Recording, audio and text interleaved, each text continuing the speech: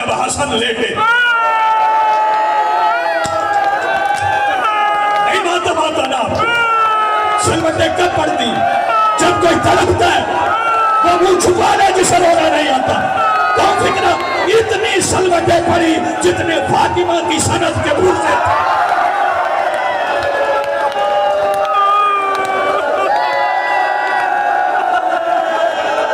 نوجوان شرما کے نہ روئے کچھ مقامات فکر نوجوانوں کے لیے چھوڑ کے جانا چاہتا ہوں تاکہ وہ کتاب پڑھیں اور انہیں حقائق کا پتہ چلے محمد ابن اشعث ملعون اس نے پہلا تمانچہ مارا حسین کو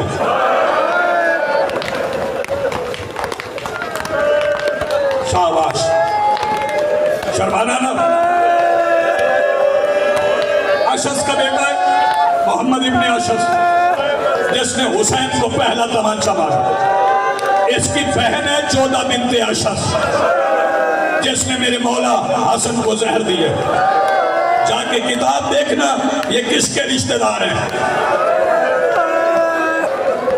پھر فیصلہ کرنا کس نے مارے شیعوں نے یا کسی اور نے زہر دیا میرے مولا کو یہ زہر ہلال تھا مجھے بھائی نے رستے میں وکیل صاحب نے کہا کہ زہر کے متعلق بتانا میں زہر کے متعلق بتاؤں گا یہاں آدمی جوان بیٹھے میری بیٹی ہیں کسی کے دل کی دھڑکن بند ہو جائے گی میں امام حسن کے بدن کا حال نہیں بتاتا لیکن زہر کا اثر بتا دیتا ہوں اتنا زہریلا زہر تھا اتنا سخت زہر تھا اگر سمندر میں پھینکا جائے سارے جانور مر جائے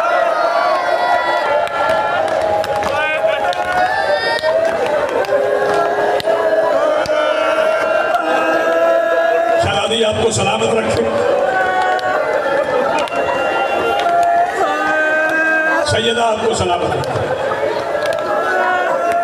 اور یہ پہلی بار زہر نہیں ملی میرے امام کو ہاں یہ 7ویں بار ہے جو میرے مولا کو زہر ملی 7ویں بار کبھی زین میں زہر دی گئی ایسی زین بھی بنوا کے بھیجی گئی کہ اس پہ مولا بیٹھے گئے اندازہ کرو وہ زہر کتنی خطرناک تھی جو زین سے بدن میں اثر کرتی یہ آخری بار جودہ نے دی ہے اور پلا کے شربت کہتی ہے تھوڑا اور پئیں مولا فرماتے ہیں ضرورت نہیں قاسم اسی سے یتیم ہو جائے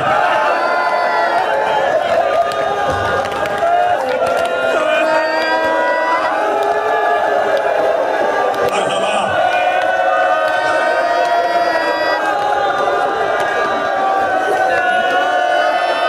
سیدہ سلامت رکھیں آپ نے دیر تک ماتم کرنا ہے لیکن میں شبیہ تابوت برآمد کروانے سے پہلے ایک گزارش ماتمیوں سے کروں گا کہ جب تابوت آئے لانا اس وقت جب میں مولا حسن کی گھر میں آمد واپسی پہ پڑھ لوں پھر تابوت لانا لیکن ایک گزارش کروں گا جب تابوت آئے نا بعد میں چننا پہلے کتاروں میں دونوں طرف کھڑے ہونا رستہ دینا کیونکہ تابوت اس کا ہے جس کی بہنوں کو لوگ ناؤ کھٹتے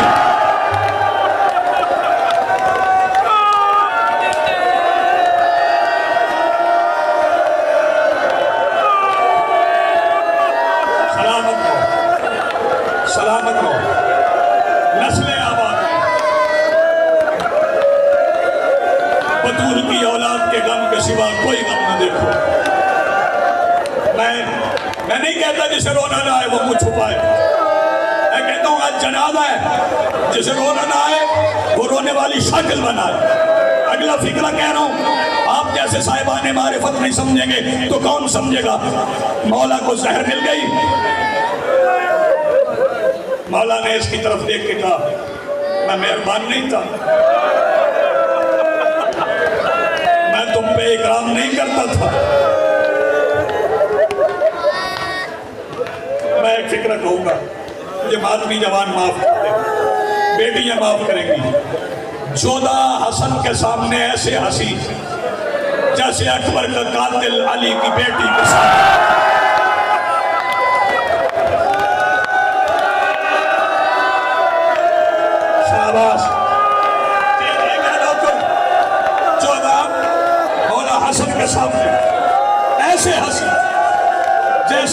اکبر کا قاتل اکبر پالنے والی کے سامنے ہنسا. تیار ہو گئے جوان, میں انتظار نہ کروں. عزیزانو سنو گے, زہر ملنے کے بعد 28 سفر کی رات پوری کائنات کا سہارا دیواروں کے سہارے پہ چلا. پوری کائنات کا سہارا دیواروں کے سہارے پہ چلا. مولا نے سیدہ ام فروہ سلام اللہ علیہ کے پاکیزہ حجرے میں قدم رکھا. مالک داخل ہوئے حجرے میں. ام فروہ میرا بستر بنا. کیا حوصلہ تھا قاسم کی ماں کا. حسن آواز دے کے کہتا ہے یہ میرا آخری بستر ہے. یہ سوچ کے بنانا. بی بی نے بستر بنایا. اللہ کرے میں سمجھا سکتا. اقرا میں کہوں گا اگر تم تک پہنچ گیا, اتنی سلوٹیں بستر میں پڑی جب حسن لیٹے.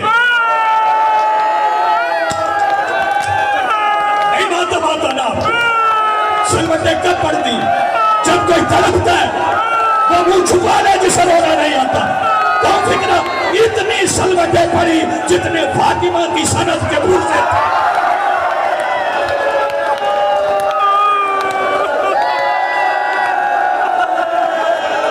نوجوان شرما کے نہ روئے. تڑپے حسن, بستر پر سلوٹیں. فرمایا ام فروہ تم آدمی ہے مالک کا, میں تیرا نوکر. میں آرام سے گئے. اتنی سلوٹیں پڑی جتنے حسن کی ماں کی سند کے پرزے ہوئے تھے.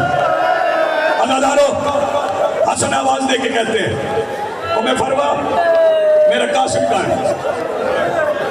میں چاروں تھک جائیں گے آپ. میں چاروں سانس لے کے روئے. میرا قاسم کہاں ہے؟ میں نے کبھی نہیں کہا شہزادی نے کہا سو گیا. آل محمد کے گھر رات نیند نہیں ہوتی. فرمایا اپنے مصلی پہ حسب معمول نماز پڑھ رہا. فرمایا جا اٹھا لا, آج نماز مصلی پہ نہیں میرے سینے پہ پڑھے. قاسم کو آج ہی پتہ چل جائے گرم زمینوں پہ نماز پڑھتے کیسے.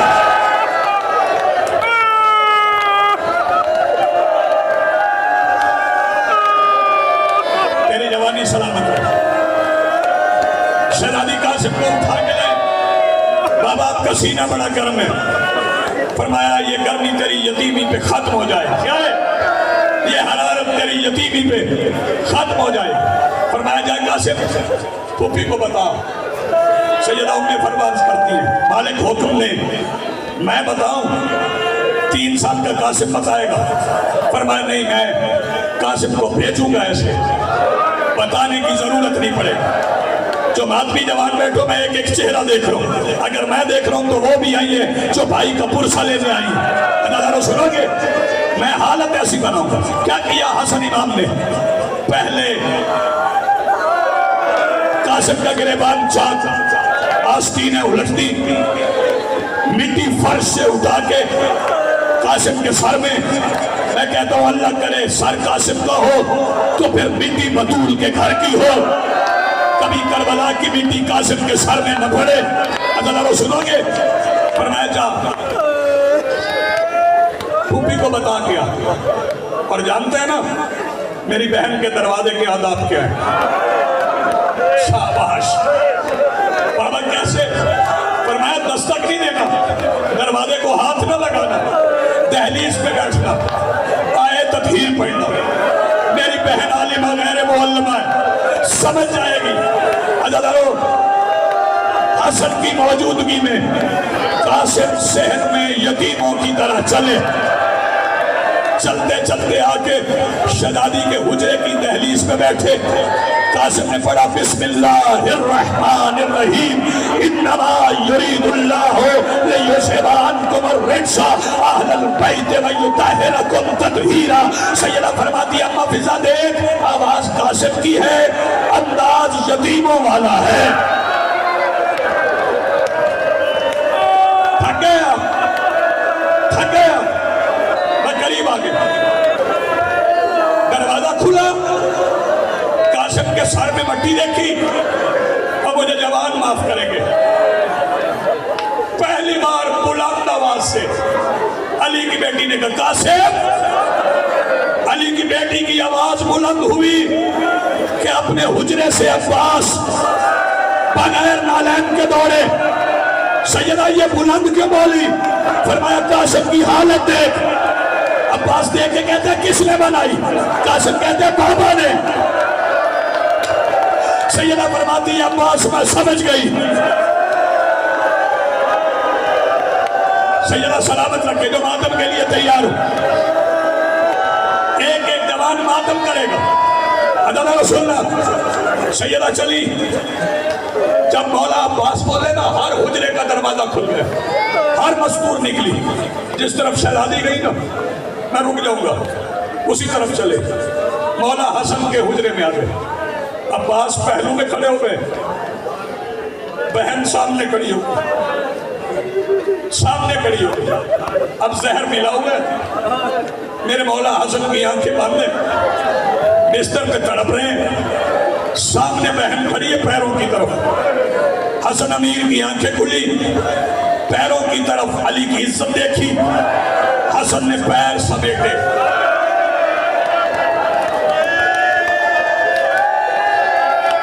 یہ ماتم جو معرفت پہ ہوتا ہے، پیر سمیٹے۔ فرمایا سیدہ آپ ہٹ جائیں، میرے پیروں کی طرف کھڑی نہ ہو، میں جلدی کر لیتا ہوں۔ شہزادی آئی، مولا حسین کھڑے، محمد حنفی ہیں، عون ہیں، جعفر ہیں، عباس ہیں، جعفر عسکر ہیں، سارے بیٹے علی کے۔ میں قریب آ گیا ہوں۔ حسن امیر نے وصیتیں شروع کی، ایک ایک ہاتھ پکڑا، حسین بادشاہ کے ہاتھ، سب کے ہاتھ حسین کے ہاتھ، سب کے ہاتھ حسین کے ہاتھ، سب کے ہاتھ حسین کے ہاتھ، سب کے ہاتھ حسین کے ہاتھ میں۔ جب سب کے ہاتھ حسین کے ہاتھ میں دے چکے، حسن نے کسی کی حجرے میں سسکیوں کی آواز سنی۔ بتاؤ جوانوں کون تھا؟ مٹی پہ ام البنین کا لال آواز دے کے کہہ رہے مولا میں کس کے حوالے؟ فرمایا میرے قریب آ۔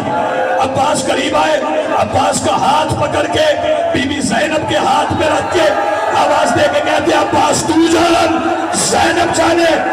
بی بی زینب آواز دے کے کہتی ہے عباس میرے حوالے، میں کس کے حوالے؟ حسن کہتا لاؤ میرے سجاد کو بلا کے سیدہ کا ہاتھ سجاد کے ہاتھ میں رکھ کے حسن کہتے ہیں سجاد تو جان پھپھیاں جانے، کبھی اس بازار کبھی اس بازار۔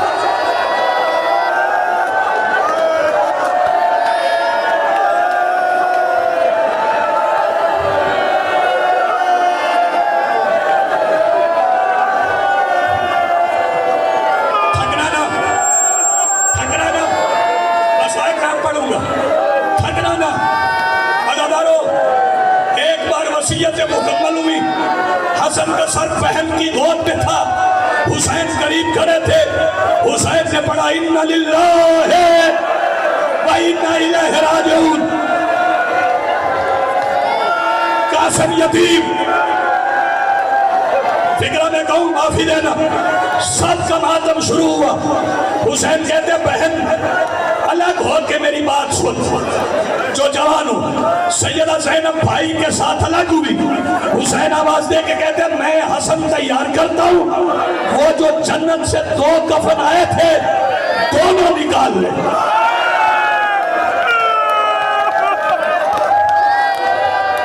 جس آدمی کو سمجھ آئی ہے وہ ماتم کرے گا۔ بھئیے جنازہ 1 کفن 2، ایسے جلدی نہیں ہو سکتی۔ پہلا کفن عباس اور حسین نے مل کے حسن کو پہنایا، بات نہیں سنو گے؟ پھر حسن کا جنازہ آگے سے انہوں نے اٹھایا، جن کے جنازے کسی نے نہیں اٹھایا۔ میں کیا پڑھ گیا ہوں، تو کیا سن گیا؟ حسن کا جنازہ آگے سے انہوں نے اٹھایا، جن کے جنازے کسی نے نہیں اٹھائے۔ جنازہ لے کے घर से निकले रुख रोज़ा रसूल की तरफ कि कुछ मुसलमान किसी की क़यादत में जनाजा पढ़ने के लिए आ गए। अदादारों ये आवाज़ दे के एक आवाज़ आई, हुसैन वापस ले जा, कहीं और दफना, हम हसन को रसूल के पास दफन नहीं होने देंगे। ये आवाज़ सुनना थी। अब्बास के दोनों हाथ हुसैन के पैरों पे आए, फरमाया एक बार इजाजत दे, फिर जहां चाहे हसन को दफन करना। फरमाया इजाजत है न मांग। भाई का जनाजा उठा, सबसे बड़ा मुसीबत का फिक्र पड़ू, हसन का जनाजा अब्बास के कंधे पे था। जब एक कदम आगे बढ़ा, एक सफेद रुमाल हिला, 70 तीर कमानों से निकला, हसन के जनाजे में पेरस्त हुआ, हसन का कफन स्वर्ग हो गया। भाई जनाजा लेके मातम मातम मातम मातम, हाय हसन जनाजा लेके घर की तरफ चले। बहने इंतजार में खड़ी थी। हुसैन आवाज देके कहते हसन का जनाजा